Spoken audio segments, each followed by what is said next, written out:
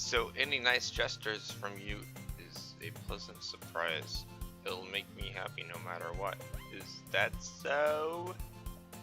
Yeah, I wouldn't make it a big deal if you wouldn't want it to be. Alright. Here. Yuri reaches into her bag and pulls out a book. I don't want you to feel left out, so I picked out a book that I thought you might enjoy. Well, you don't know me. Most likely won't. This short read, so it should keep your attention even if you don't usually read, and we could, discuss it if you wanted. Oh, we're getting to the point of discussing book level. That is interesting. Never gotten this far. This is, how is this girl accidentally being so cute? She even picked out a book she thinks I'll like despite me not reading much. Yuri, thank you. I'll definitely read this. I enthusiastically took the book. Well, you can read it at your own pace. I look forward to hearing what you think. Now that everyone's settled in, I expected Monaco to kick off some scheduled activities with the club, but that doesn't seem to be the case. Serio and Monica are having a cheery conversation in the corner. Yuri's face is already buried in a book. I can't help but notice her intense expression, like she was waiting for this chance. Meanwhile, Nozaki is rummaging around in the closet.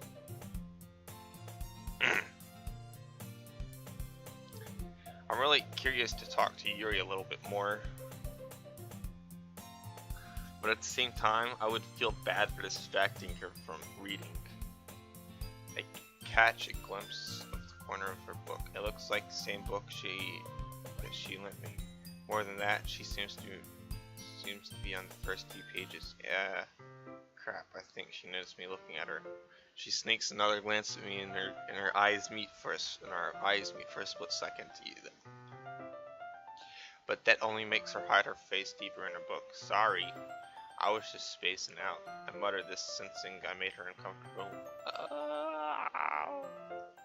It's fine.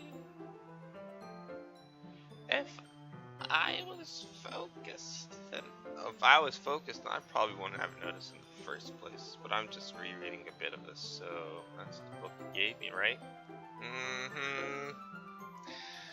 I want you to reread some of it, not for any particular reason. I'm just curious. How come you have two copies of the same book? Well, when I stopped at the bookstore yesterday, that's not what I meant. I mean, I just happened to buy two of them. I see. There's something fairly obvious here that Yuri isn't telling me, but I decided to let it go. I'll definitely start reading it soon.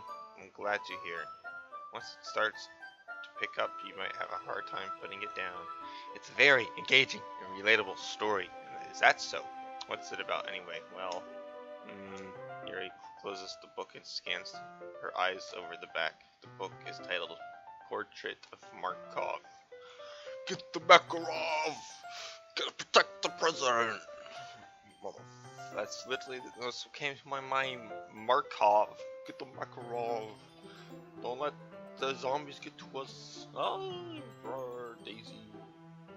There's an ominous looking eye symbol on the front cover. Alright. I just wanted to make sure I didn't accidentally give anything away.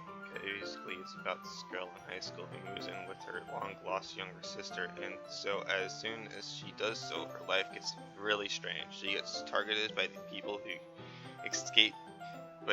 who escaped from a human experiment prison, and while her life is in danger, she needs to desperately choose who to trust. No matter what she does, she ends up destroying most of her relationships, and her life starts to fall apart. It's kind of dark, isn't it? You made it sound like it was going to be a nice story, so that dark turn came from nowhere. Yuri gingerly giggles all of a sudden. Are you not a fan of that sort of thing, Lamasu? No, it's not that. I mean, I can definitely enjoy these kind of stories, so don't worry. I hope so. Yeah, I totally forgot that Yuri isn't into these things. She's so shy and inclusive on the outside, but her mind seems to be completely different. It's just that those kind of stories, they challenge you to look at life from a strange new perspective when horrible things happen, not just because someone wants to be evil, ooh, like recent events, but because they have their own goals or their own philosophy. Okay, maybe not. It seems leaning more towards like terrorism. And suddenly, when you thought you related to the protagonist, boom, are gone. They're made out to be naive, to be the naive one, feeling that their one-sided morals interfere with the villain's plans. And I'm rambling, aren't I? Not again. I'm sorry. Sure, no problem. How do you say no problem?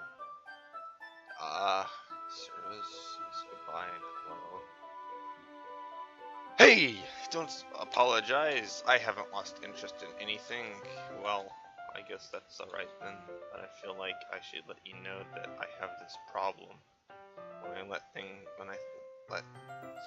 I let things like books and writing swell my thoughts, I kind of forget to pay attention to other people. So I'm sorry if I ended up saying something strange. Please stop me if I start talking too much.